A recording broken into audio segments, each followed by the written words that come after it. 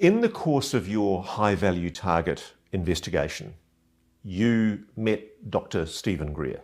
Yeah, I did. What was the purpose of meeting Dr. Stephen Greer? Well, first of all, I'd like to say that, you can say what you want about Dr. Greer, but the guy's been 30 years ahead of everyone else on a lot of the details of this subject. So a lot of what he says is correct.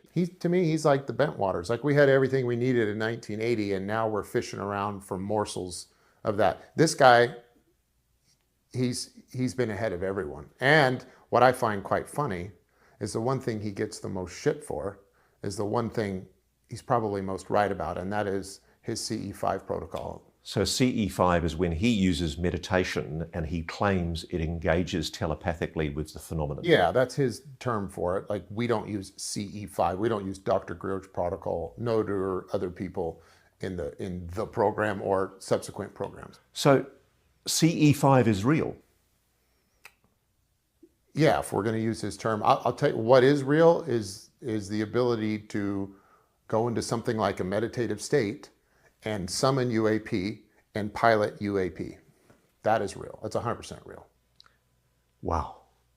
I have to process that for a moment, because that is just the most extraordinary claim. Yeah.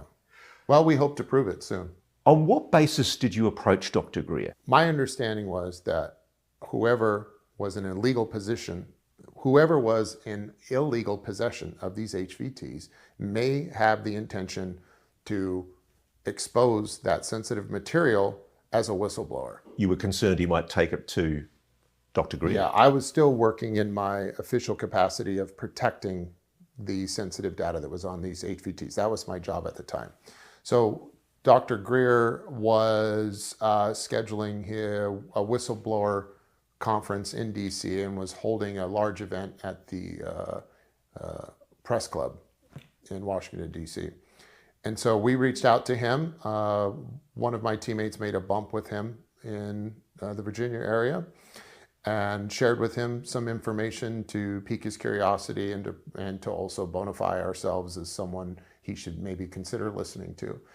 And we set up a meeting, and I explained to him up front what our intentions were, that we believed that there were whistleblowers that might come forward with something that is sensitive and it may not be appropriate to disclose.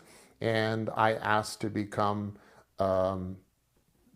put in a position of authority with him where I could vet his whistleblowers. So we offered our service to help vet whistleblowers at the time, thinking our guys, whoever had these HVTs, might show up with the contents. Did they? Nope.